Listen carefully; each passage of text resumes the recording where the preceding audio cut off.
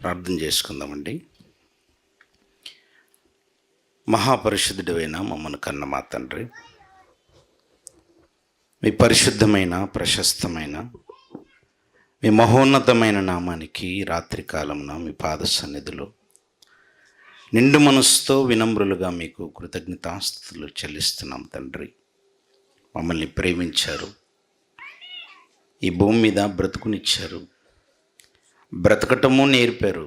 మాకు కావలసిన సమస్తాన్ని మీరు ప్రసాదిస్తూ మీ చల్లని రెక్కల చాటున మీ కృపలో మమ్మల్ని భద్రపరిచి మరోసారి మీ పిల్లలుగా మీ సన్నిధిలో కూర్చొని మీ మాటలు వినగలిగే ధన్యతను మహాభాగ్యాన్ని ఇచ్చారు. అందును బట్టి కృతజ్ఞతలు తండ్రి. మీ పైన ప్రేమతో మీ మాటల పట్ల ఉన్న ఆసక్తితో మీ పిల్లలు మీ సన్నిధిలో మీ మాటల కొరకు ఎదురు చూస్తుండగా ఆశగల ప్రాణాలని తృప్తిపరిచే సమయోచితమైన మాటలు మా నోటి ద్వారా పలికించండి. కేవలం పిల్లలు వినువారుగా మాత్రమే కాక విన్న ప్రతి మాటను వారి హృదయాల్లో భద్రపరుచుకొని మీ కొరకు కార్యోన్ముఖులగునట్లు మీ కృపను మెండుగా ప్రసాదించమని ఇంత చక్కటి కార్యక్రమాన్ని ఏర్పాటు చేసిన మీ కుమారుడు మా ఆత్మీయ సహోదరులు రాజేష్ గారిని వారి కుటుంబాన్ని జ్ఞాపకం చేసుకోమని, మీ పిల్లలకు రావాల్సిన పరసంబంధమైన ప్రతి ఆశీర్వాదమును ప్రసాదించమని కోరుతూ క్రీస్తు యేసు వారి పరిశుద్ధమైన నామంలో ఈ ప్రార్థన మీకు సమర్పిస్తూ అడిగి వేడుకొంచున్నాం పరమ తండ్రి, ఆమేన్. క్రీస్తునందు ప్రియమైన దేవుని వాళ్ళారా, సభకు విచ్చేసిన మీ అందరికీ ప్రాముఖ్యంగా ఈ ఒక్కరోజు క్రీస్తు విజ్ఞాన మహాసభలో దేవుని మహాజ్ఞానాన్ని మనకు పంచిపెట్టుటకు మన మధ్యకు ఇచ్చేసిన దైవజనులు, మా ఆత్మీయులు, Bible open city India international deputy director గారైనటువంటి ఉపేంద్ర అన్నయ్య గారికి, వేదిక పైనున్న ఆయా ప్రాంతాల్లో సేవ జరిగిస్తున్న దైవదాసులందరికీ, మీ అందరికీ మన ప్రభు అయిన యేసుక్రీస్తు వారి పేరిట వందనములు, శుభములు తెలియజేస్తున్నాను. ప్రియులారా, దేవుడు మరో సంవత్సరాన్ని మనందరికీ ప్రసాదించి మరో సంవత్సరంలో మనల్ని ఆయన కృపలో జ్ఞాపకం చేసుకొని చక్కటి ఆరోగ్యాలతో స్మరించుకోగలిగేటువంటి అవకాశాన్ని ఇచ్చాడు. ఇలాంటి మంచితనంలో దేవుని మనసైన మహాజ్ఞాన గ్రంథమైన బైబిల్లో నుంచి ప్రారంభ పలుకులుగా కొన్ని విషయాల్ని మనము ఆలోచిద్దాం. ప్రియులారా, విశ్వాసము అనేది నిరీక్షింపబడు వాటి యొక్క నిజస్వరూపమని, అదృశ్యమైనవి ఉన్నవనుటకు రుజువుగా బైబిల్లో చెప్పబడింది.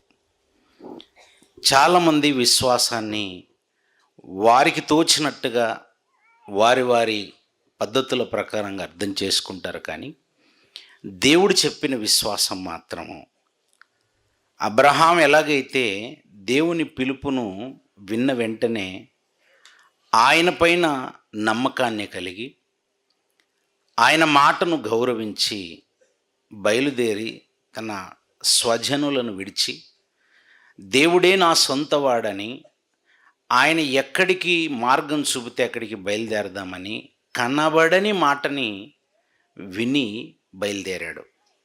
విశ్వాసం అనేది చూసి నమ్మటం కాదు. తోమాతో యేసుక్రీస్తు వారు చెప్పారు, చూచి నమ్మిన వారి కంటే చూడక నమ్మిన వారే ధన్యులు. అలాంటి విశ్వాసులు దేవునికి కావాలి.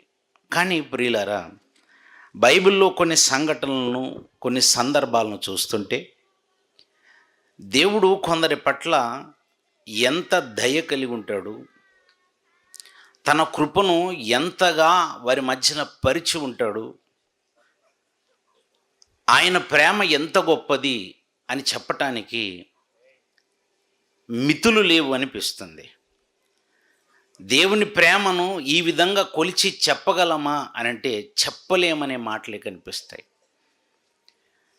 అగాధ సముద్రంలో ఉన్నటువంటి జలములన్నీ తీసుకునొచ్చి దేవుని ప్రేమను ఆర్పే ప్రయత్నం చేసినా ఆయన ప్రేమను ఆర్పజాలవు. అంత గొప్పది ఆయన ప్రేమ. ఆకాశములు ఏవైతే ఉన్నాయో ఈ ఆకాశములంత పెద్ద సైజులో ఒక కరపత్రికను తయారు చేసి అగాధ జలముల్లో ఉన్నటువంటి ఆ నీటినంతా సిరాగా మార్చి ఒకవేళ దేవుని ప్రేమను వివరించాలని ప్రయత్నం చేసినా వివరించలేనంత గొప్పది ఆయన ప్రేమ. దేవుడు మానవాళి పట్ల చేస్తున్న ఉపకారములు, మేలులు, భక్తుడు దావీదు గారు అంటారు, ప్రభువా మీరు మా ఎడల చేస్తున్న ఉపకారములు, మేలులు నేను వివరించి చెప్పేదని అనుకుంటున్నా, అవి లెక్కకు మించి ఉన్నాయి. ఒకవేళ లెక్కుంటే నేను చెప్పేవాడిని, లెక్కలేనన్నాయి. ఒకవేళ ఎన్నున్నాయని అంచనా వేస్తే, లెక్కే గనుక వేస్తే భూమి మీదున్న ఇసుక రేణువుల కంటే ఎక్కున్నాయి అంటాడు. ఒక మనిషి ఒక రోజుకు 70,000 ఆలోచనలు చేయగలడని శాస్త్రం చెప్పింది. ఒక మనిషి ఒక రోజులో అనగా 24 గంటల్లో 70,000 ఆలోచనలు చేస్తే మరి దేవుడు ఎన్ని ఆలోచనలు చేస్తాడు, దేవునికి ఎన్ని తలంపులు ఉంటాయంటే, దేవుడు మీ తలంపుల వంటివి కావు నా తలంపులు అంటాడు. మీ తలంపులలాగా నా తలంపులు ఉండవు, ఎక్కువగా ఉంటాయి, ఎత్తులో ఉంటాయి నా తలంపులు అని చెప్పాడు. ఎంత ఎత్తులో ఉంటాయి, ఎంత ఎక్కువగా ఉంటాయంటే ఒక్కొక్కరి గురించి 70,000 ఆలోచనలు కంటే ఎక్కువ చేయగలిగే సామర్థ్యం దేవుడిది. అలాంటి గొప్పవాడైన దేవుడు ఈ భూమి మీద మనిషికి బ్రతుకునిచ్చి, బ్రతకటం నేర్పి, కావలసిన సమస్తాన్ని మనిషి భూమి మీద అడుగు పెట్టక ముందే చక్కగా సిద్ధం చేసి, ఒక మాటలో చెప్పాలంటే వాటన్నిటినీ అనుభవించేటట్టుగా చేసి ఇంత ప్రేమను కనబరుస్తున్న ఆయనను నమ్మేవారు ఆ రోజు నుంచి ఈ రోజు వరకు కరువవుతూనే ఉన్నారు.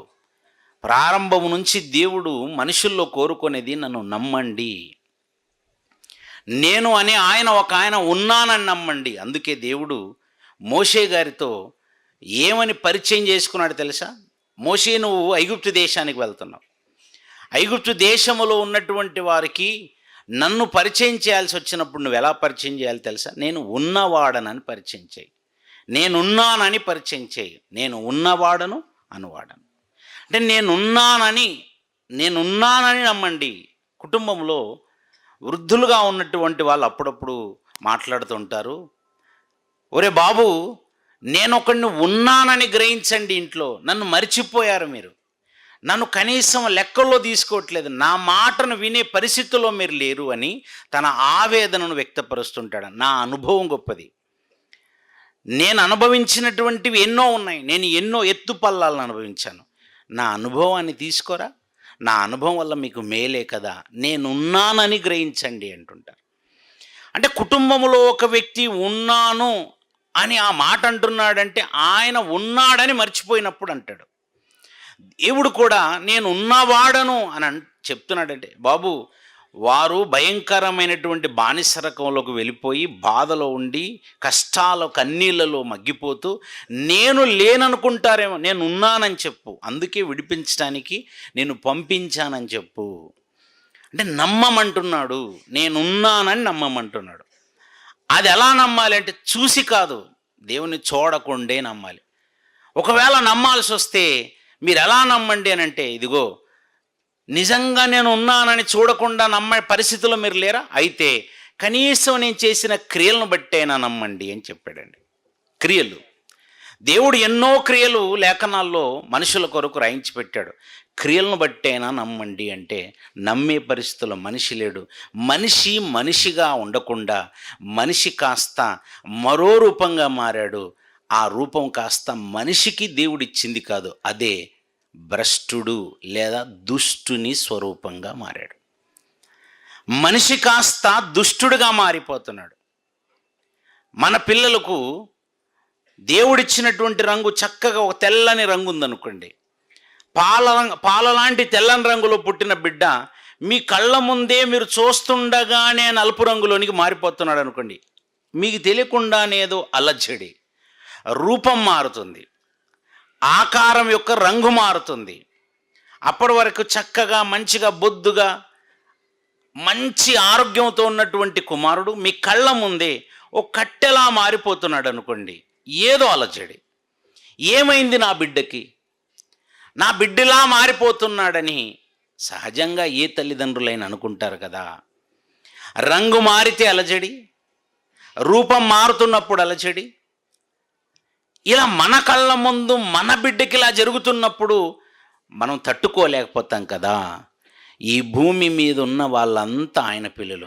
ఆయన పిల్లల్లో ఉండాల్సిన దైవత్వం కాస్త ఆవిరై దుష్టులుగా మారిపోతుంటే ఏ తండ్రి చూస్తూ ఊరుకుంటాడు? ఏ తండ్రి బాధపడకుండా ఉంటాడు? ఆ పరలోకమందున్న తండ్రి యొక్క బాధ మనిషి దుష్టుడుగా మారుతున్నందుకే, మనిషి భ్రష్టుడవుతున్నందుకే, మనుషులలో విశ్వాసము కొరవడి తనకు తానుగా పరీక్షించుకోవాల్సినటువంటి ఆ విశ్వాసము కొరవడి అది ఆవిరైపోయి దైవత్వపు లక్షణాలు, దేవుని యొక్క స్వరూప స్వభావ లక్షణాలు ఆవిరై దుష్టుడిగా మారిపోతున్నప్పుడు ఆ పరలోకమందున్న దేవుడు ఆవేదన చెందుతున్నాడు. అలా ఆవేదన చెందుతున్నటువంటి దేవుడు చరిత్రలో మొట్టమొదటిసారిగా దుష్టుడు అనేటువంటి పదాన్ని ఎవరికి వాడారు తెలుసా? దుష్టుడు. చరిత్రలో దయ్యము తర్వాత మానవ జాతిలో ఆయన పిల్లల్లో దుష్టుడు అనేటువంటి పదాన్ని మొట్టమొదట పాపం చేసినటువంటి అవ్వమ్మకి కానీ ఆదాముకి కానీ దేవుడు వాడలేదు. వాళ్ళు దుష్టులైపోయారని చెప్పలేదు.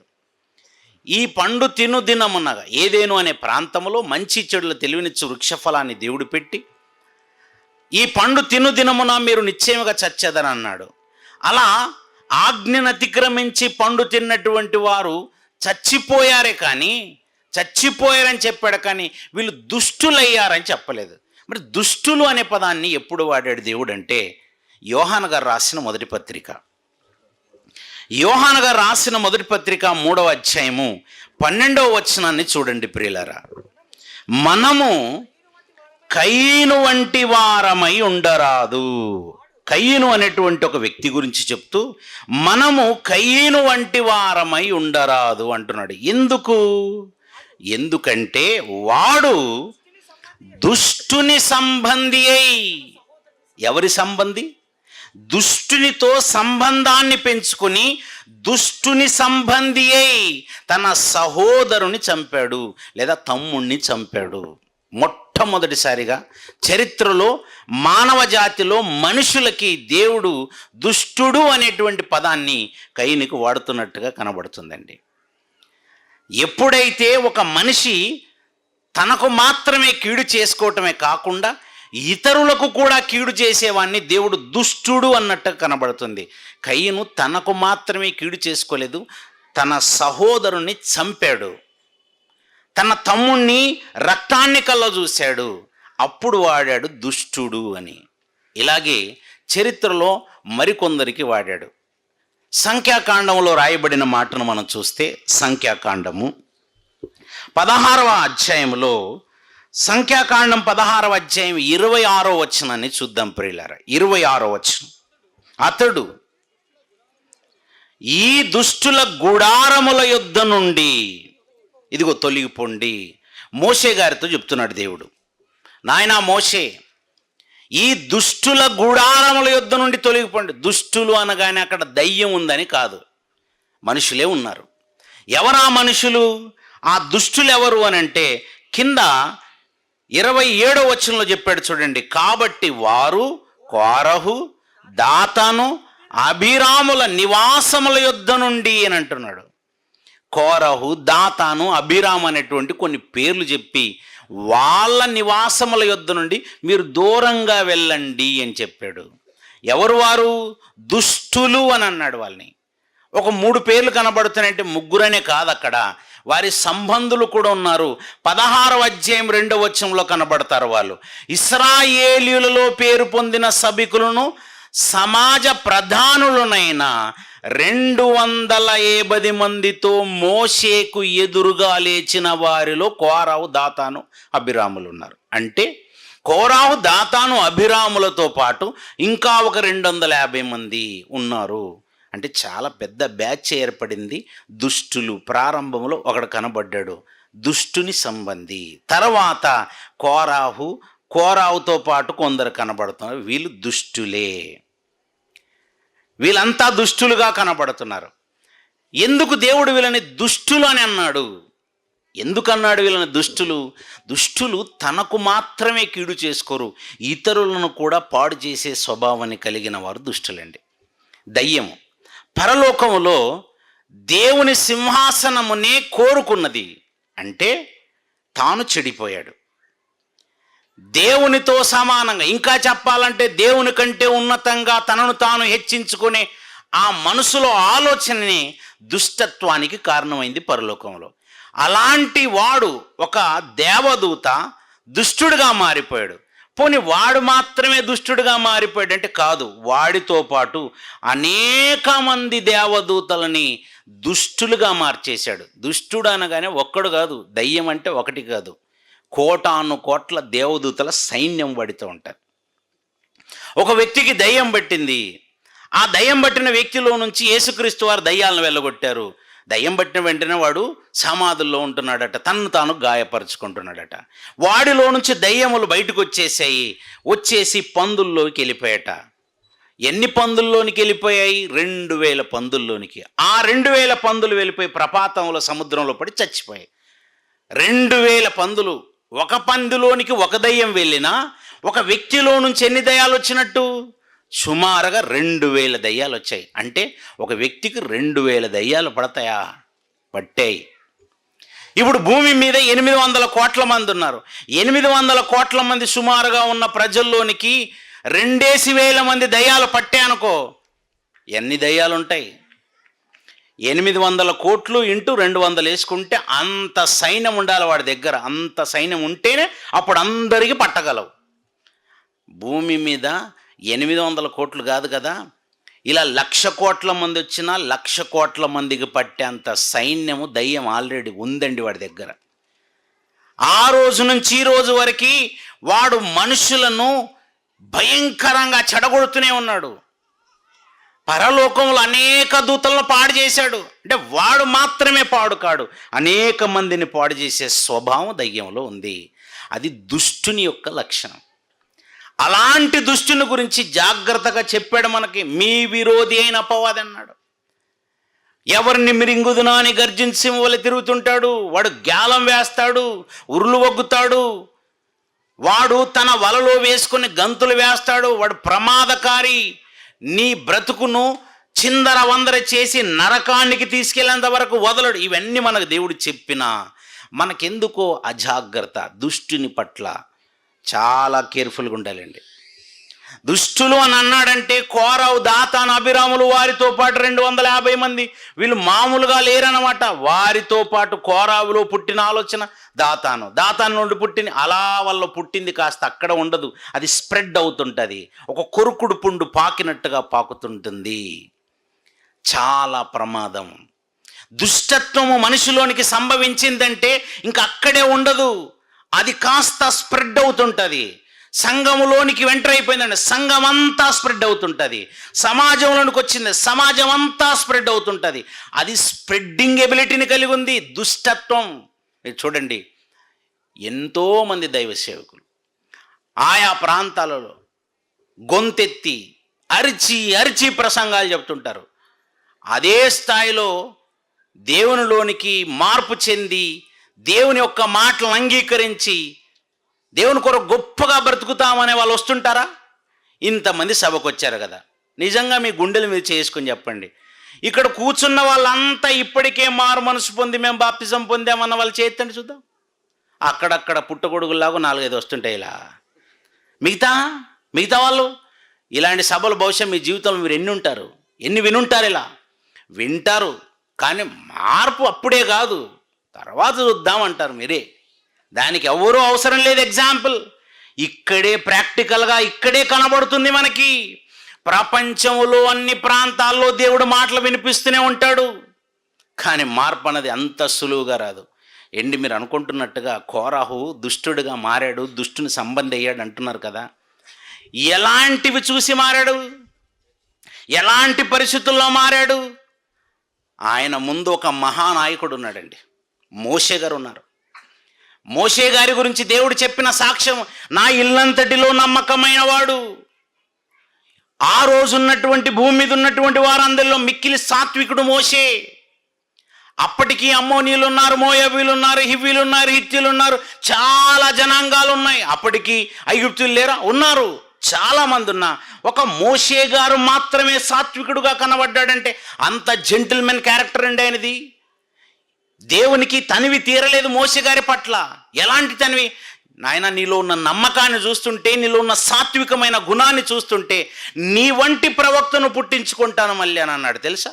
ఒక అబ్రహాముతో నీ వంటి వాడిని పుట్టించుకుంటాను అనలేదు, ఒక ఇస్సాకుతో అనలేదు, ఒక యాకోబుతో అనలేదు. ఆ మాట మోషే అంతటి ఆయనతో అంటున్నాడు, నాయన మోషే, నీ వంటి వాడిని పుట్టించుకుంటానంటే నీలో ఉన్న సుగుణాలను ఇంకా తనివి తీర చూడాలని ఉంది నాకు. అలా పుట్టించుకున్నవాడే యేసుక్రీస్తు వారు. ఆయన లాంటి ప్రవక్తకు వచ్చాడు ఆయన. అలాంటి జెంటిల్మెన్ క్యారెక్టర్ అండి మోషే గారిది. లోకములో అప్పటికి కనబడినటువంటి ఆ లోకాన్ని చూసినవాడు, లోక విద్యలను అభ్యసించినవాడు, సకల విద్యలందు ప్రవీణుడు.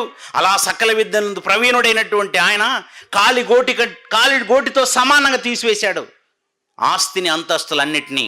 పెంచుకున్న తల్లి అమ్మానం అనింది, అమ్మ అనలేదు, వదిలేసుకున్నాడు వాటన్నిటినీ. అలాంటి ఒక గొప్ప క్యారెక్టర్ అండి మోషే గారు. అలాంటి మోషే గారు కనబడ్డారు కోరాహుకి. అలాంటి మోషే గారికి ఎదురు తిరిగాడు. ఆయన కుటుంబంలో మిరియా ఉంది, ఆమె గొప్ప క్యారెక్టరే, ఆమెను చూసైనా మారలేదు. అహరోను కనబడ్డాడు, వీళ్ళెవ్వరిని చూసి మారలేదండి. అసలు మోషే గారి కుటుంబం చాలా గొప్ప కుటుంబం అండి. ఆ కుటుంబాన్ని చూసి మార్పు చెందలేదు. ఇవన్నీ కొన్ని మనుషులను చూసి మారలేదు. ఆయన కళ్ళ ముందు జరిగిన అద్భుతాలు చూసైనా మారొచ్చు కదా. ఆయన కళ్ళ ముందు జరిగిన అద్భుతాలు మామూలు అద్భుతాలు కాదు. ఐగుప్తు దేశం నుండి, బానిసరకంలో నుండి ఐగుప్తు దేశంలో ఉన్నటువంటి ఇశ్రాయేలును విడిపించుకొని తీసుకుని వస్తున్నాడు మోషే. అలా ముందేమో ఎర్ర సముద్రం, వెనకేమో ఫరో సైన్యాలు.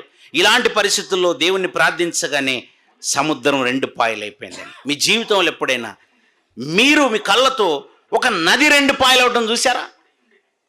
గ్లాసులో నీళ్లు 2 పాయలవటం చూసారా ఎప్పుడైనా? పోనీ గ్లాసులో నీళ్ళే మనం 2 పాయలవటం చూడలేదు. అలా 2 పాయలవటం కాదు, అలా నీళ్లు కాస్త గోడలుగా నిలబడ్డాయి. నీళ్లతో దేవుడు గోడలు కట్టాడు. ఇప్పటికీ మనిషికున్న టెక్నాలజీ లేదండి. అసలు గోడలు నీళ్లతో కట్టేవాడు ఎవడున్నాడు చెప్పండి? ఐస్ గడ్డలతో కడితే కడతారేమో, కానీ నీళ్లతో గోడలు కట్టేవారు లేరు. అలా దేవుడు కోరవు చూస్తుండగా ఐస్ గడ్డలతో కట్టలేదు, నీళ్లతో కట్టాడు గోడలు. నీళ్లతో గోడలు కట్టడమే అద్భుతమైతే, ఆ కట్టబడినటువంటి గోడల మధ్యలో నుంచి తడి నేల మీద కాదు, పొడి నేల మీద ఇశ్రాయేలును నడిపిస్తూ తీసుకెళ్తున్నాడు. ఇంకా అద్భుతం ఏంటో తెలుసా? అప్పుడప్పుడు మనము జూ పార్క్ లాంటి వాటికి వెళ్తుంటాం. అక్కడ కొన్ని జంతువులని బోన్లో పెడుతుంటారు. ఆ బోన్లో పెట్టిన జంతువులను చూసి ధైర్యంగా వెళ్ళిపోయి సెల్ఫీ తీసుకుంటున్నారు, బోన్లో ఉంది కదా అన్న ధైర్యంతో. అలాగే నీటి జంతువులు ఉంటాయి, మొసళ్ళు, చేపలు, పాములు, ఇలాంటి విషజీవులు ఉంటాయి కొన్ని. వాటిని కూడా గాజుతో తయారు చేసిన అక్వేరియం లాంటి వాటిలో పెడుతుంటారు. మన ధైర్యం ఏంటంటే ఆ గాజు దగ్గరికి వెళ్తాం, ఇలా లోపల ఉంటుంది పాము, చేతితో ఇలా అంటుంటాం, కరవదన్న ధైర్యం. ఎందుకంటే గాజు అడ్డంగా ఉంది కనుక. మరి ఇశ్రాయేలీలు సముద్రాన్ని దేవుడు 2 పాయలుగా చేసి అలా నడిపిస్తున్నప్పుడు ఇటువైపు నీళ్లు ఉన్నాయి. ఆ నీళ్ళ లోపల మొసళ్ళు లేవా? ఆ నీళ్ళ లోపల సర్పాలు లేవా?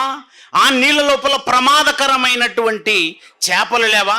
ఉంటే ఈ చేపలు ఇశ్రాయేల్లో ఎవరినైనా కరిచాయా? పాములు ఏమైనా ఇశ్రాయేల్ని కరిచాయా? మొసళ్ళు ఏమైనా ఇశ్రాయేల్ వెళ్తుండగా ఒకరిని లాగేసాయా? అలా జరగలేదే.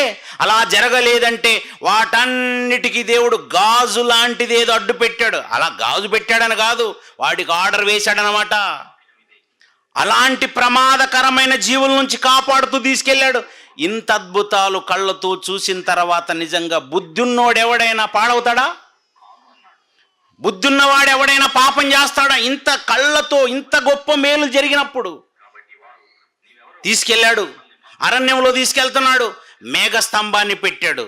మేఘం అంటే ఎంత ఉంటుందని పాఠం చెప్పడానికి ఇంటర్నెట్లో బ్రౌజ్ చేసి చూస్తే మేఘం సైజు మామూలుగా జనరల్గా 1000 క్యూబిక్ మీటర్స్ ఉంటుందట. అట్లీస్ట్ చిన్నగా ఒక 1000 క్యూబిక్ మీటర్స్ అంటే length 1000 metres, breadth 1000 metres, height 1000 metres. ఎంతైనా మహా అయితే అందులో ఒక 1200 మంది, ఒక 1000 లేదా ఒక 500-600 మంది మాత్రం నిల్చోగలరు ఒక మేఘం కింద. కానీ దేవుడు ఇశ్రాయేలీయులకు మేఘాన్ని పెట్టాడు సూర్యుని యొక్క వేడి నుంచి కాపాడడానికి. ఎలాంటి మేఘము? ఇశ్రాయేలీయులు ఎంతమంది ఉన్నారు? ఇశ్రాయేలీయులు బహుశా 20 నుంచి 30 లక్షలు ఉండొచ్చు. 6 లక్షల కాల్బలం గలవారే, వారి పిల్లలు, వారి తల్లిదండ్రులు, ముసలి ముతక, చాలా పెద్ద సైన్యం. అంతమందికి ఒకేసారి ఒక గొడుగును పెట్టాలంటే, అలాంటి ఒక మేఘాన్ని పెట్టాలంటే అది మామూలు విషయమా? ఇది కళ్ళతో కోరావు చూశాడండి. దేవుడు ఇంత పెద్ద మేఘాన్ని పెట్టాడు. ఆ మేఘాన్ని చూశాడు, ఆ మేఘం కిందే నడిచాడు. రాత్రి అవగానే ఒక బల్బు పెట్టాడు దేవుడు. మేఘస్తంభము మధ్యాహ్నం పెడితే రాత్రి దీపస్తంభాన్ని పెట్టాడు. అగ్నితో స్తంభాన్ని పెట్టాడు. ఇప్పుడు మీ అందరికీ చక్కగా అన్ని కనబడటానికి లైటింగ్ ఏర్పాటు చేశారు. మహా అయితే ఎన్ని లైట్లు ఏర్పాటు చేశారు? ఇక్కడ ఓ 10 ఏర్పాటు చేశారు. మరి దేవుడు ఆ రోజు ఎన్ని లైట్లు ఏర్పాటు చేసి ఉండాలి? ఎన్నో లైట్లని లేదు, ఒకే ఒక బల్బ్ 20 నుంచి 30 లక్షల మందికి వెలుతురివ్వాలి. రాత్రి కాలములో క్రూర జంతువులేవి రాకూడదు, విషజీవులేవి వచ్చేసి నా పిల్లల్ని కరవకూడదు. వాటన్నిటి బారి నుండి కాపాడుకోవటానికి ఇదన్నీ చేశాడండి. ఫుడ్ పెట్టాడు. ఎలాంటి ఫుడ్ పెట్టాడు? వాళ్ళు మాంసం గురించి ఏడ్చారటండి. ఇశ్రాయేలు మాంసం గురించి ఏడ్చాడు. మాంసం గురించి ఏడిస్తే ఎలాంటి మాంసం పెట్టాడు తెలుసా? మామూలు మాంసం కాదండి. కీర్తనల గ్రంథంలో 78 అధ్యాయం 27 వచనం ఉంటుంది. ధూళి అంత విస్తారంగా మాంసం పెట్టాడట. ఎంతమంది ఏడ్చారు? 6 లక్షల కాల్బలం గలవారు. ఇప్పుడు కాల్బలం గలవాళ్ళు బాగా మంచిగా కట్ట ఉన్నాడు. అలాంటి వాడు ఏడుస్తుంటే ఎలా ఉంటుందండి? ఒకరిద్దరు కాదు, 6 లక్షల మంది ఏడుస్తుంటే ఎలా ఉంటుంది? వాళ్ళ పిల్లలు, వాళ్ళ తల్లిదండ్రులు ఒక 20-30 లక్షల మంది ఏడుస్తుంటే ఎలా ఉంటుంది? అలాంటి వాళ్ళంతా ఏడ్చారట. ఏడిస్తే తినండ్రా బాబా అని ధూళి అంత విస్తారంగా పంపించాడట. భూమి మీద ధూళి ఎంత ఉంది? మామూలు ధూళి లేదండి భూమి మీద. అంత ధూళి అంత విస్తారంగా పంపించాడట. ఇవన్నీ ఎక్కడ రాశాడు తెలుసా? కీర్తనల గ్రంథం 78 అధ్యాయం అంత ఇంటికి వెళ్ళి చదవండి, అన్నీ అవే ఉంటాయండి అక్కడ. దేవుడు ఇన్ని అద్భుతాలు చేశాడట. ఇవన్నీ చూశాడండి కోరావు. ఇవన్నీ చూసి మారలేదా? మార్పు చెందడు. ఎందుకు మార్పు చెందడంటే వాడిలో దుష్టత్వం వచ్చింది. దుష్టత్వం ఎప్పుడైతే మనిషిలోనికి రంగప్రవేశం చేస్తుందో మనిషి మారడు. మనిషిలో మార్పు చెందే లక్షణాలు పోతాయిక. మనిషి యొక్క స్వభావ స్వరూప లక్షణాలు మారిపోయాయి గనక, మారిపోయాడంటే, దుష్టుడుగా మారాడంటే మళ్ళీ తిరిగి మార్పు చెందడం చాలా కష్టం అండి. మీ అందరికీ తెలుసు ఇస్కరియోతు యూదా యేసుక్రీస్తు వారి దగ్గరికి వచ్చాడు. మోషే గారి దగ్గర ఉన్న కోరావు మారలేదు. యేసుక్రీస్తు వారి దగ్గర ఎవరున్నారు? ఇస్కరియోతు యూదా. సూచక్రియలు చూశాడు, మహత్కార్యాలు చూశాడు, కుంటి వారిని బాగు చేయడం చూశాడు, కుష్ఠరోగులను బాగు చేయడం చూశాడు, చివరికి చనిపోయిన వారిని తిరిగి లేపడం కూడా చూశాడు. ఇన్ని చూసిన తర్వాత మార్పు చెందాలి కదా, మార్పు చెందలేదట. మార్పు చెందాలంటారు ఏంటండి? మార్పు చెందే కదా యేసుక్రీస్తు వారి దగ్గరికి వచ్చారనుకుంటున్నారా? లేదు, వాడు ప్రారంభము నుండే దొంగ అని యేసుక్రీస్తు వారికి తెలుసు. అంటే ప్రారంభం నుండి నటిస్తూనే ఉన్నాడు. దుష్టత్వపు లక్షణాలు కలిగి ఉన్న వాళ్ళు అంత సులువుగా మారరు. అందుకే దుష్టత్వము సంభవించకుండా చూసుకోనండి. యేసుక్రీస్తు వారికి తెలుసట, ఇస్కరియోతు యూదా వీడు దుష్టుడుగా మారిపోయిన వాడిగా మారడు. ఎందుకు మారడంటే, ఒక కయ్యను ఎందుకు మారడు, ఒక ఇస్కరియోతు యూదా ఎందుకు మారడు, ఒక కోరాహు ఎందుకు మారడు, ఒక బిలాము, గెహాజీ లాంటి వాళ్ళు ఎందుకు మారరంటే, వారిలో దుష్టత్వం వచ్చి తిష్ట వేసి కూర్చుంటుంది కనుక. మనిషిలోనికి దుష్టత్వం వస్తే, దుష్టత్వ స్వభావ స్వరూప లక్షణాలు వస్తే అందులో నుంచి బయటికి రాకుండా చేస్తాడు దయ్యం. అందుకే వాళ్ళంతా సులువుగా మారని మీరు ఎలా చెప్పగలరంటారా? యెషయా గ్రంథం 26 అధ్యాయం చూడండి. యెషయా గ్రంథం 26వ అధ్యాయం 10వ వచనము. యెషయా గ్రంథం 26వ అధ్యాయం 10వ వచనములో, దుష్టులకు దయ చూపినను వారు నీతిని నేర్చుకొనరు. దయ చూపుతాడట దేవుడు. ఎందుకండి కోరావును వెంటనే వేసేయచ్చు కదంటే, ఎందుకు వేయలేదంటే దయ చూపాడనమాట. అంటే దుష్టుల మీద కూడా దయ చూపిస్తాడా దేవుడు? అదండి దేవుని యొక్క ప్రేమ. కోరావు మీద దయ చూపించాడు, దాతాను అభిరాముల మీద, వారితో సంబంధులుగా ఉన్న వారందరి మీద దయ చూపాడు. వాళ్ళు దుష్టులయ్యారని అర్థమైంది, కానీ దయ చూపాడు. ఏదో మూలన మారతారేమోనని, ఏదో మూలన. ఇస్కరియోతు యూదా యేసుక్రీస్తు వారితో ఉన్నాడు. లోకం పుట్టినది మొదలుకొని మరుగు చేయబడిన సంగతులే చెప్తున్న అలాంటి మహానుభావుడి దగ్గరే ఉంటూ, ఆయన దగ్గరే కూర్చుని చక్కగా భోజనం చేసే అవకాశం వచ్చింది. ఆయనే ప్రసంగాలు చెప్తుంటే వినే భాగ్యం వచ్చేసింది. ఆయన చేస్తున్న సూచక్రియలను, మహత్కార్యాలను చూసే భాగ్యం ఉంది. ఇవన్నీ చూస్తున్నా మారడా? దుష్టుడుగా మారాడు. వానిలోనికి దయ్యం ప్రవేశించింది, దయ్యం ఆలోచనలు పుట్టించింది. కనుక మార్పు అంత సులువుగా ఉండదు. ఇక చాలా కష్టం. ఎంత కష్టం అంటే, దుష్టులకు దయ చూపినను వారు నీతిని నేర్చుకొనరు.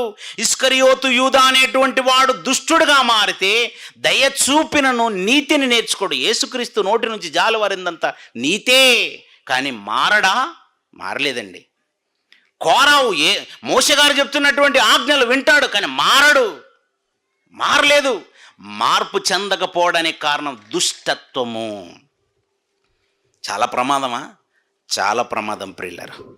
మనుషుల్లోనికి దుష్టత్వం వస్తే చాలా ప్రమాదం. ఎందుకు ప్రమాదం అంటే, దుష్టునిలో ఉన్న లక్షణం అది. దయ్యానికి ఒకవేళ ప్రసంగం చెప్తే మారతాడా అని మీకు డౌట్ రావచ్చు. దయ్యానికి ప్రసంగాలు చెప్తే మారతాడా? ఇప్పుడు ఈ ప్రసంగాలను వినట్లేదు అనుకుంటున్నారు దయ్యము. అసలు దేవుడు ప్రారంభం నుంచి చెప్తున్న ప్రతి సంగతి వాడికి తెలుసండి. చెప్పే ప్రతి ప్రసంగం వింటాడండి, కానీ వాడిలో మారు మనసు రాదు. ఇది కన్ఫర్మ్. దుష్టుడు ఎలాగైతే మారడో, దుష్టత్వపు స్వభావపు లక్షణాలు మనిషిలోనికి నూరిపోస్తే మనిషి కూడా అలాగే మారిపోతాడు, ఒక కోరాహులా. అందుకే కోరాహు నాశనం అయిపోయాడు. అందుకే ఇస్కరియోతు యూదా నాశనం అయిపోయాడు. చరిత్రలో మనుషులని దుష్టులుగా మార్చే ప్రక్రియను ప్రారంభించాడండి వాడు. అందుకే మనలో ఉన్నటువంటి ఇక్కడ కూర్చున్న వారికి కూడా ఎందుకండి ప్రసంగాలంటే, ఇందులో కొందరు దుష్టులుగా మారకుండా బయటికి వస్తారేమన్న ప్రయత్నం. దేవుడు చేస్తున్న మేలు దయ చూపినను మారని వాడు దుష్టుడు. అంటే మీరు అనుకోవాలి, మీకేదో మూలన ఇంకా మారదాం అనిపిస్తుంది చూసారా, అయితే మీరు మారదాం అనుకుంటున్నారంటే మీరు ఇంకా దుష్టులుగా మారలేదన్నమాట. దుష్టులుగా మారలేదు, ఏదో మూలన ఉంది మీకు ఇంకా అవకాశం.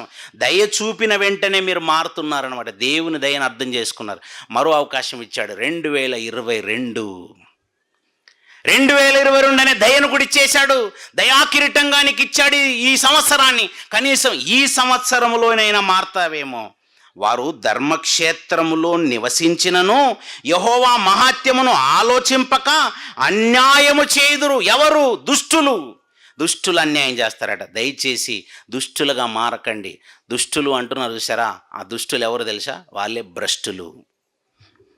తెస్సలోనికలకు రాసిన పత్రికలు చెప్తాడు వాళ్ళ గురించే ముగింపు మాటలుగా. తెస్సలోనికలకు రాసినటువంటి పత్రిక 2వ పత్రికలో 2వ అధ్యాయం 3వ వచనంలో, మొదట భ్రష్టత్వము సంభవించి, దుష్టత్వం ఏమైపోయింది? భ్రష్టత్వం వచ్చేసింది. దుష్టుడన్న భ్రష్టుడన్న వాడికే ఈ ట్యాగులన్నీ. మొదట భ్రష్టత్వము సంభవించి నాశన పాత్రుడగు పాప పురుషుడు బయలుపడితేనే కానీ అది నమ్మరాదు. బాబు జాగ్రత్త. ఆ భ్రష్టుడు వచ్చేసి నీ బ్రతుకును దుష్టత్వంగా మార్చేస్తే ఇంకా కోలుకోలేవు, అందులో నుంచి బయటికి రాలేవు. చాలా కష్టం. ఏంటి, దయ్యానికి దేవుడెవరో తెలీదా? తెలుసు. యేసుక్రీస్తు వారు ఎవరో తెలియదా? దయ్యానికి తెలుసు. పరిశుద్ధాత్మ దేవుడు ఎవరో తెలీదా? తెలుసు. అన్నీ తెలుసా? అన్నీ చక్కగా తెలుసు. అందుకే యేసుక్రీస్తు వారు అంటున్నాడు, సర్వోన్నతుడైన దేవుని కుమారుడా. దయ్యమే అంటుంది, కానీ సర్వోన్నతుడైన దేవుని కుమారుడు భూమి మీదకి వచ్చి ప్రాణం పెట్టి రక్తం కార్చి మనందరిని రక్షించుకోవడానికి వచ్చాడు కదా, మరి వాడు మారతాడంటే వాళ్ళ మార్పు అనే గుణం లేదు. ఇది కన్ఫర్మ్. అందుకే దేవుడు వాడికి నరకాన్ని సిద్ధం చేశాడు. అలా వాడెలాగైతే కన్ఫామ్గా నరకానికి వెళ్తాడని వాడికి తెలుసు, అలా మనలో చాలా మందిని నరకానికి తీసుకెళ్ళటానికి దుష్టులుగా మార్చే ప్రక్రియను వాడు ఎంచుకున్నాడు. దయచేసి మీలో భ్రష్టులు ఎవరైనా ఉన్నారేమో, దుష్టులు ఎవరైనా ఉన్నారేమో మీకు మీరుగా చూసుకోండి. ఎందుకంటే ఏ దుష్టుడు మరణించిన దేవుడికి ఆనందం లేదట. దుష్టుడు మరణిస్తే ఆనందపడడండి దేవుడు. ఒక పాపి మరణిస్తున్నప్పుడు దేవుడు ఆనందపడతాడు అనుకోకండి. ఒక మనిషి మారకుండా, మార్పు చెందకుండా దుష్టుడిగా మారిపోయి ఆ దుష్టుడు మరణమునందు చేత నాకేమాత్రమైన సంతోషం కలగదు. మరి ఏంటి ప్రభువా మీకు సంతోషం ఏంటంటే, ఒక పాపి తన ప్రవర్తనను దిద్దుకొని తన పాపాలను వదిలేస్తే అప్పుడయ్యా నాకు ఆనందం అంటున్నాడు పరలోకమందున్న దేవుడు. సహోదరునికి ప్రమాదం జరిగిందని చెప్పారు. ప్రమాదంలోంచి బయటపడడం గొప్ప అనుకుంటున్నారేమో. ప్రమాదంలోంచి బయటపడడం గొప్ప అయితే, ఇప్పుడు లోకములో అపవాది చేతిలో పడకుండా భయంకరమైన నరకం అనే ప్రమాదంలోనికి వెళ్లకుండా కాపాడుకోవటం గొప్ప. ఆయనకు యాక్సిడెంటే జరిగింది. మహా అయితే చేయి కోల్పోతున్న వాళ్ళు ఉన్నారు, కాలు కోల్పోతున్న వాళ్ళు ఉన్నారు, కళ్ళు, ముక్కు, నోరు ఏదో ఒక విధంగా అవయవాలు ఏదైనా కోల్పోతున్న వాళ్ళు ఉంటారేమో. కానీ పరలోకం కోల్పోకండి దయచేసి. అవయవము కోల్పోయినా పరలోకం కొట్టొచ్చు. దుష్టుడుగా మారితే మనకి పరలోకమే పోతుంది. అవయవం కోల్పోయినా పర్వాలేదు, ఒక్క అవయంతో అడ్జస్ట్ అవుతూ వెళ్ళిపోతే పరలోకాన్ని కొట్టే అవకాశం ఇచ్చాడు. ఇది దేవుడు మన ఎడల చేస్తున్న మేలు. కళ్ళు మూసుకోండి, ప్రార్థన చేస్తాను. పరిశుద్ధుడు అయినా మమ్మల్ని కన్న మా తండ్రి దేవా, మా పైన మీరు కృప చూపుతున్నారు. అనాదిగా మీకు మా ఎడల ఎన్నో తలంపులు ఉన్నాయి. మీ తలంపులని మానవ జాతి అర్థం చేసుకోవట్లేదు ప్రభువా. మీ సన్నిధిలోనే మీ పిల్లలు భక్తులు ఉంటుండగానే వారి కళ్ళ ముందు ఎన్నో అద్భుతాలు, మహత్కార్యాలు మీరు చేస్తుండగా వాటిని చూసి కూడా మారని దుష్టులుగా ఉన్న వాళ్ళు, మారిపోయిన వాళ్ళు ఉన్నారు తండ్రి. వారి జీవితాలను మా కళ్ళ ముందు పెట్టారు. వాటిని చదివైనా మేము బుద్ధి తెచ్చుకోవాలని మా కొరకు సమస్తాన్ని చక్కగా లిఖించి మా చేతికి అందించారు ప్రభువా. మా ఎడల మీరు చేస్తున్న ప్రతి విధమైన మేలుకై కృతజ్ఞతలు తండ్రి. ఇంత చక్కటి కార్యక్రమాన్ని ఏర్పాటు చేసిన సహోదరుని, వారి కుటుంబాన్ని జ్ఞాపకం చేసుకొనండి ప్రభువా. మీ పిల్లలకు రావాల్సిన పరసంబంధమైన ప్రతి ఆశీర్వాదాన్ని దయచేయండి. తర్వాత మీ కుమారుడు, మా ఆత్మీయ అన్నయ్య ఉపేందర్ అన్నయ్య మాట్లాడడానికి సిద్ధపడుతుండగా మీ కుమారునికి సమయోచితమైన జ్ఞానముతో ఎన్నో విలువైన సంగతులు మాతో మాట్లాడటకు మంచి బుద్ధి, వివేకము, జ్ఞానమును, జ్ఞాపకశక్తిని ప్రసాదించండి. ఆయా ప్రాంతాలలో మీ మాటలను వెదజల్లుతూ మీ పరిచర్యలో విస్తారంగా నలిగిపోతున్నటువంటి మీ కుమారునికి మంచి ఆరోగ్యాన్ని ఇవ్వండి. తన కుటుంబాన్ని జ్ఞాపకం చేసుకోండి తండ్రి. భవిష్యత్తులో మరెన్నో విలువైన సంగతులు మీ కుమారుని ద్వారా మాకు అందించమని కోరుతూ, వేదికపైన ఉన్న దైవదాసులు, దైవజనులందరినీ పేరు పేరున జ్ఞాపకం చేసుకోమని, సభకు విచ్చేసిన మీ పిల్లల్లో కొందరినైనా మీ వైపుకు మళ్లించాలన్న ఉద్దేశంతో చెప్పబడిన ఏ మాట నిష్ప్రయోజనం కాకుండా కృపచూపుమని యేసుక్రీస్తు వారి పరిశుద్ధమైన నామంలో ఈ ప్రార్థన మీకు సమర్పిస్తూ అడిగి వేడుకొంచున్నాం తండ్రి. ఆమేన్. మీ అందరికీ వందనాలండి.